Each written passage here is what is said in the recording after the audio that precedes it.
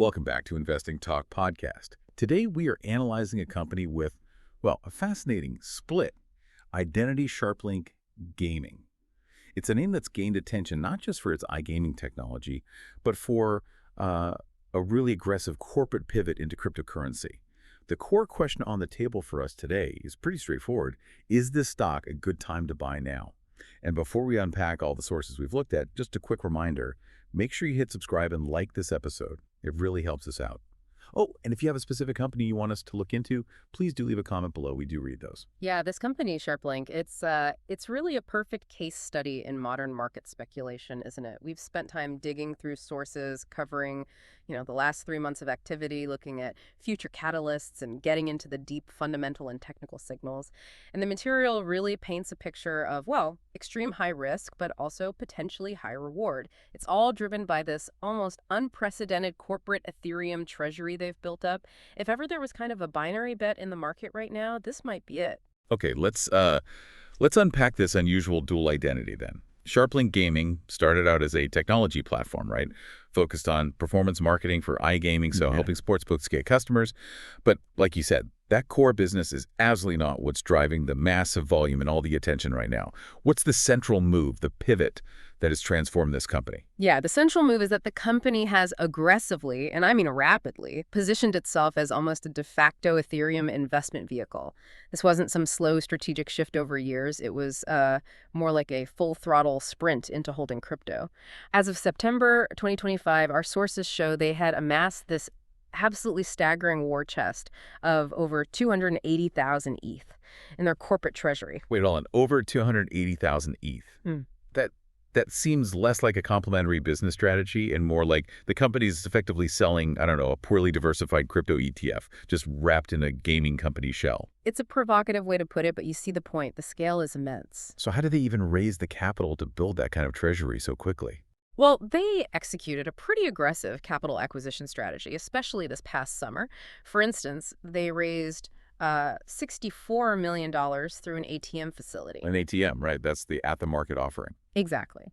Means they sold new shares directly into the open market, when the price was favorable. And those funds were specifically earmarked for further ETH purchases. They were so committed, they even did a direct private transaction with the Ethereum Foundation itself back in July to acquire some of that ETH. Okay, that level of capital commitment, I mean, it demands a clear return on investment beyond just hoping Ether goes up, right? Right. What's the actual mechanism for generating revenue from this massive crypto treasury? Right, good question. The primary mechanism is staking. They're actively using the Ethereum they hold to help secure the network, participating in the proof-of-stake consensus. And the rewards they earn from that staking activity, well, they've climbed significantly. Our sources cite that these staking returns are potentially yielding something like an annualized $16 million. $16 million annualized. Yeah. And what's critical here is that this is, essentially passive revenue. It's independent of their core iGaming business performance, which definitely supports the bullish argument.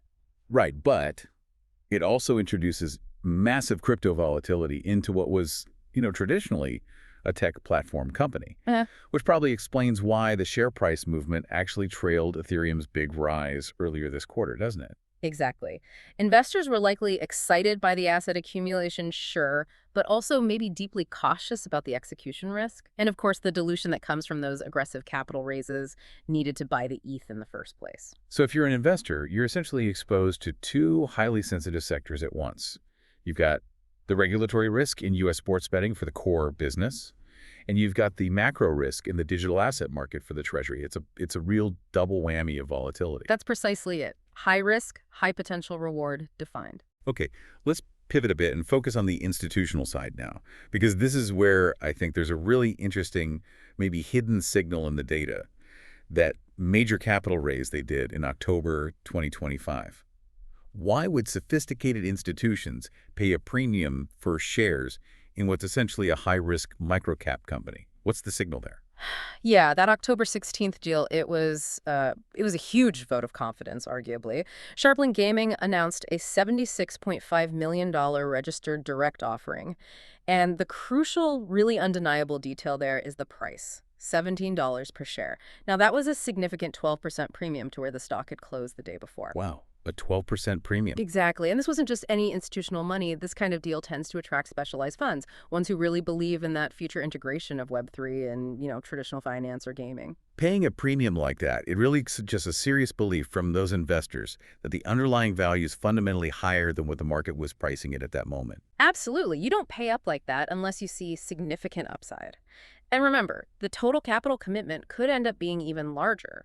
That funding deal also includes a 90-day premium purchase contract, basically an option, for potentially another $78.8 million more if that lead institutional investor decides to fully exercise it. So potentially over $150 million in fresh capital flowing in. Potentially, yes, all validating this ETH-backed vision, at least in the eyes of those investors. Okay, but what was the immediate market reaction on the day? Because often, even with premium pricing and institutional backing, the broader market just sees the dilution and reacts negatively in the short term. And that tension was immediate and visible. The stock actually gapped up at the open following the announcement, but then it sold off and closed down 3.4% that day, settling around $14.63. It was like investors were trying to process two things at once: the positive signal of the institutional backing and the negative drag of the dilution and that heavy Ethereum exposure risk, a classic tug of war playing out in the price. Makes sense.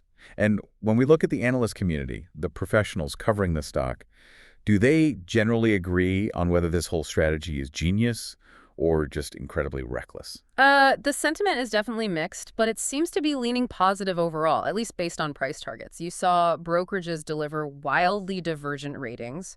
For example, B. Riley initiated coverage with a buy rating and a $32 price target. Pretty bullish. But then you had Weiss Ratings issuing a sell rating, complete opposite ends of the spectrum. So quite a spread. A huge spread.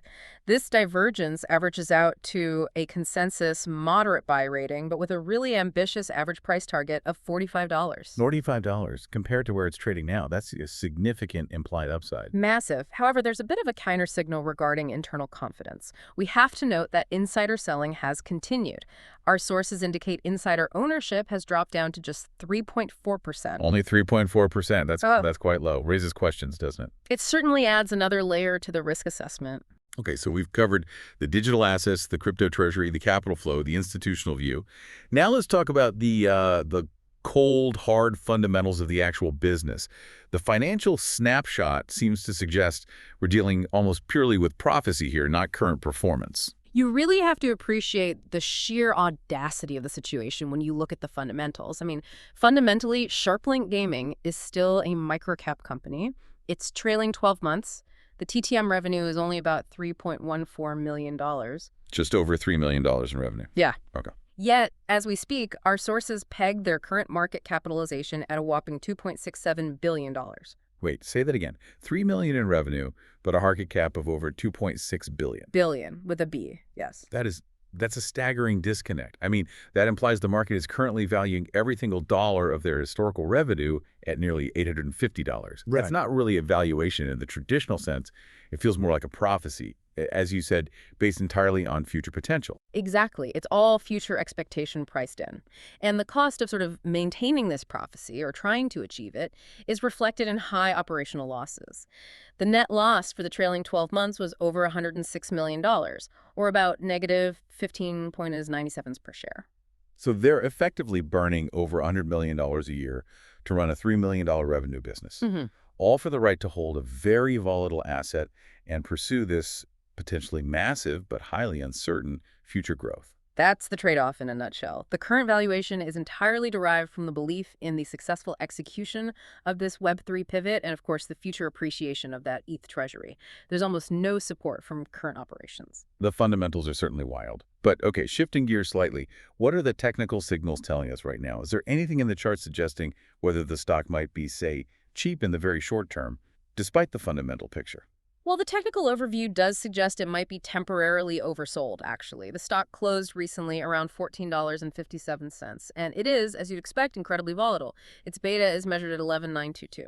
11.92. And just quickly, for listeners who might not be familiar with beta, what does a number that high really imply? So beta measures a stock's volatility or systematic risk compared to the overall market, usually the S&P 500.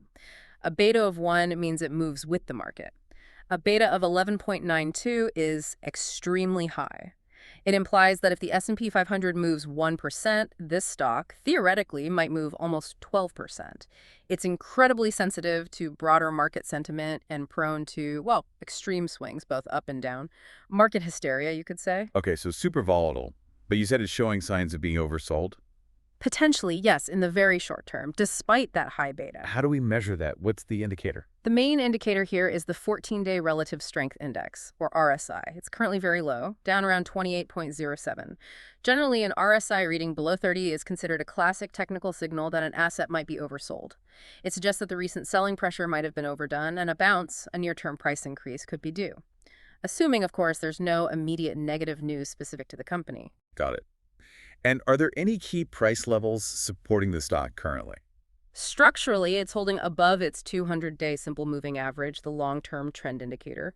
That currently sits around $11.31, so it's comfortably above that level for now, which technicians generally see as a bullish sign. Okay.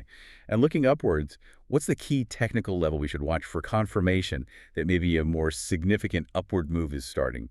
A resistance level. The key resistance level to watch closely is the $18 mark. That level aligns pretty closely with its 50-day simple moving average right now, so a sustained close above $18 would be technically significant. It could signal that the near-term momentum is genuinely improving and might potentially set the stage for a move back towards those very aggressive analyst price targets we talked about earlier. Right. Those $45 average targets seem a long way off now, but breaking $18 would be the first step. It would be a necessary first step, yes.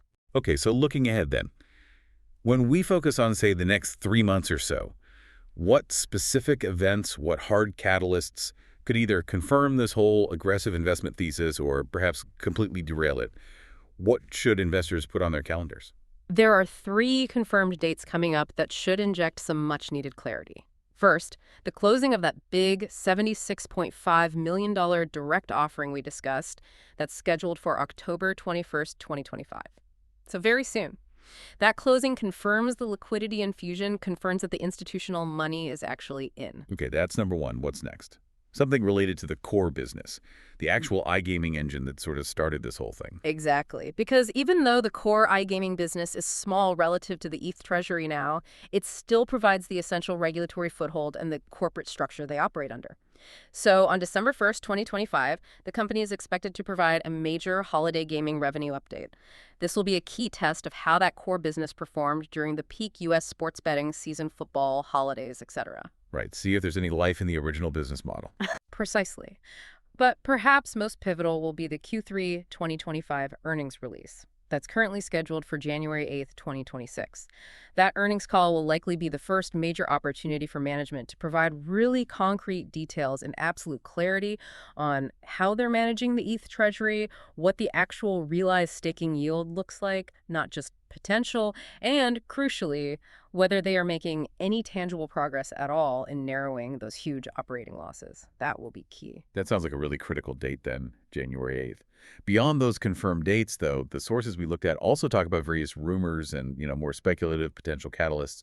Which of those seem most plausible or could drive rapid price movement if they occurred? Yeah, the sheer boldness of this strategy, holding so much ETH on a corporate balance sheet, it has naturally generated significant buzz and speculation. One major rumor, stemming directly from those unprecedented corporate ETH holdings, is that Sharplink Gaming might become a target for inclusion in thematic crypto ETFs or other digital asset funds. Ah, okay, if an ETF adds it. Then the ETF provider is forced to buy shares, potentially creating sudden, significant demand for the stock, regardless of the day-to-day news flow. That's rumor number 1. Makes sense. What about M&A? Could a bigger player want to acquire this unique exposure? That's the second major rumor floating around. Speculation suggests that a major sportsbook operator, or perhaps another large gaming company, might pursue an alliance or even an outright acquisition of Sharplink. Why? Because they'd be acquiring not just the iGaming tech platform, but also that massive liquid ETH treasury in one go. It's a unique package. A quick way to get crypto exposure and some tech. Exactly. And finally, a third area of speculation revolves around regulation. Keep an eye on potential state-level regulatory breakthroughs for online sports betting in the U.S.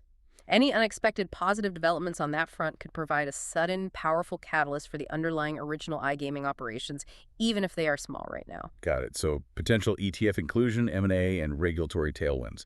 Lots of what-ifs. Lots of what-ifs. So if we try and connect all this back to the bigger picture, Sharplink Gaming is, you could argue, one of the most aggressive, maybe the most aggressive, publicly traded bet available right now on the successful integration of Web3 assets, specifically Ethereum, into traditional corporate finance and operations. The recent premium funding deal at $17 a share certainly suggests that serious institutional players have confidence in this dual mandate, this vision. But, and it's a huge but, those $100 million annual operating losses are a massive, undeniable risk factor. If the Web3 pivot fails to materialize profitably, or if crypto prices take another major downturn, the downside could be severe.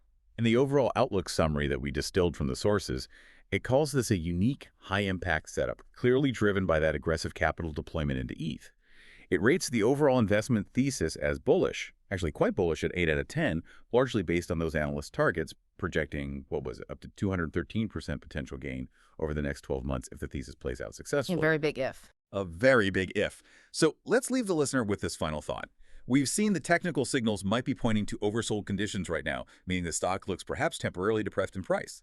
We also know that sophisticated institutional buyers were willing to pay $17 per share just recently. So the immediate question for you, the listener, is this. Does the prospect of Sharplink Gaming becoming a genuine first mover in a potentially huge, new market decentralized, blockchain-powered iGaming marketing, backed by a massive ETH treasury, does that potential justify absorbing the current $100 million plus in annual losses and weathering the incredible volatility that comes with this stock? The market, through that $2.67 billion valuation, clearly believes, or at least hopes, that this ETH-backed initiative will fundamentally transform the company. But that belief comes packaged with astronomical risk that you must carefully weigh against that potential very high reward.